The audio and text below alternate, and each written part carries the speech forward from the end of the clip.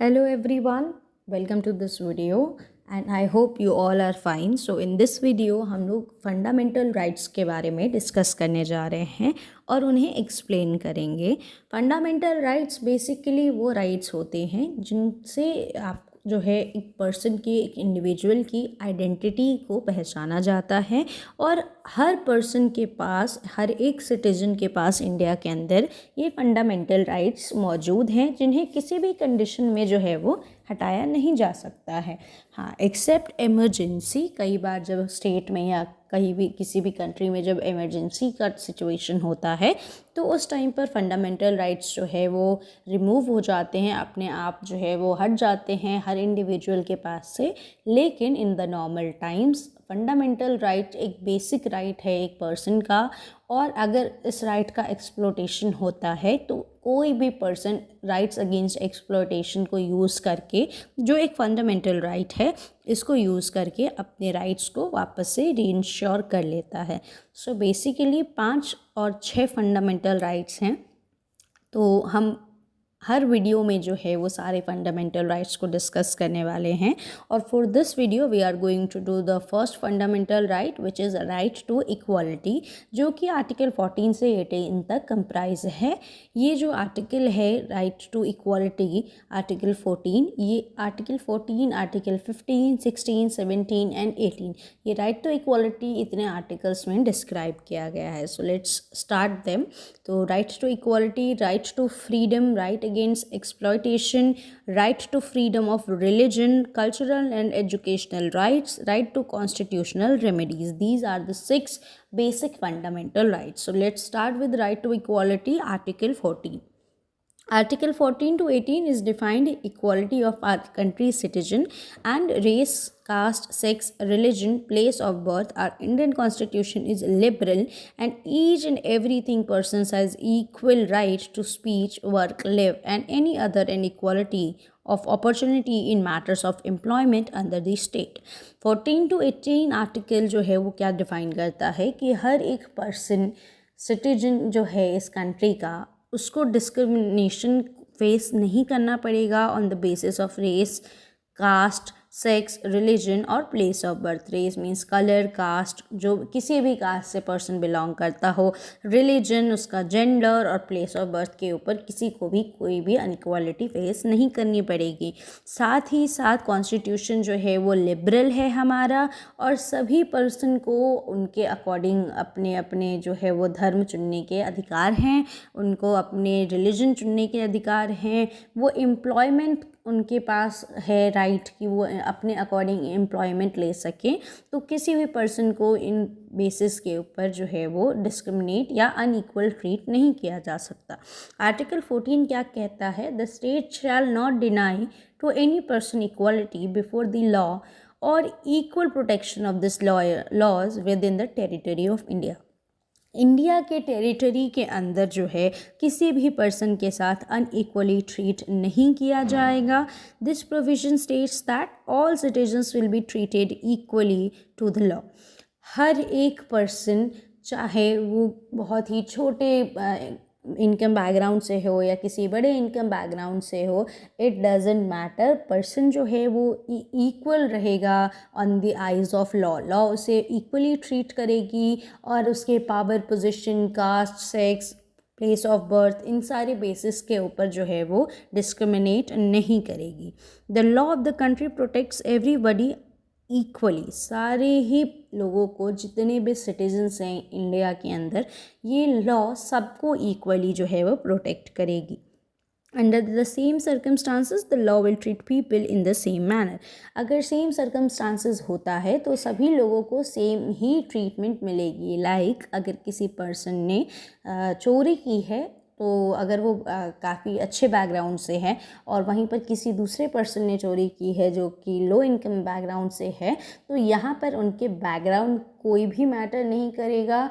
Theft का अलग punishment होता है जो आईपीसी में मेंशन है, इंडियन पिनल कोड में मेंशन है।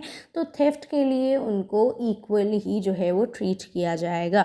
साथ ही साथ एक पनिशमेंट के लिए एक क्राइम के लिए 2 बार पनिशमेंट नहीं मिलती है। एक क्राइम के लिए सिर्फ एक ही बार पनिशमेंट मिलती है। ऐसा नहीं है कि आपने पास्ट में कोई क्राइम किया है तो आपको उस बेसिस पे बार बार पनिशमेंट मिलेगी, ऐसा बिल्कुल नहीं होता है। Prohibition of discrimination article 15। Now this is the article 15 जो कि डिस्क्रिमिनेशन को प्रोहिबिट करता है। डिस्क्रिमिनेशन क्या होता है? भेदभाव करना। No citizen shall, on ground only for sex, race, place of birth, religion, sex को अब आप जो है वो biological sex at assigned at birth कहेंगे, क्योंकि हमारे जो हैंडबुक रिलीज़ हुई है जेंडर स्टीरियोटाइप्स जो कि हमारे सुप्रीम कोर्ट के द्वारा रिलीज़ की गई है, उसमें वर्ड्स को चेंज कर दिया गया है and now sex has become biological sex assigned at birth. Caste or any of them be subject any liability, disliability, restriction or condition with respect to access to public places। देखिए, कोई भी citizen को जो है उसको भेदभाव नहीं किया जाएगा। कोई भी पब्लिक मीन्स ऑफ ट्रांसपोर्ट या कोई भी पब्लिक चीज़ें यूज़ करने से, जैसे टैंक्स हो गई, वेल्स हो गई, घाट्स हो गए, ये जो है सबकी यूज़ के लिए है और on the basis of gender कि वो मेल है या फीमेल है, उनका कास्ट क्या है, उनका रिलीजन क्या है, ये सब मैटर नहीं करता है। कोई भी पर्सन और हर एक पर्सन इंडिया के अंदर जो पब्लिक सर्विसेज हैं उनको यूज़ कर सकता है, that are maintained by the state or that are meant for the use of general public। General public में आने वाली सारी चीज़ें जो हैं वो सब जितने भी सिटीजन हैं इंडिया के अंदर वो सब यूज़ कर सकते हैं। रादर जब आप इमरजेंसी के टाइम्स में हो, इमरजेंसी सिचुएशंस में हो, तो ये सारी चीज़ें जो है वह इफ़ेक्टलेस हो जाती हैं। Now let's move to the article 16 which is equality of opportunity in matters of public employment.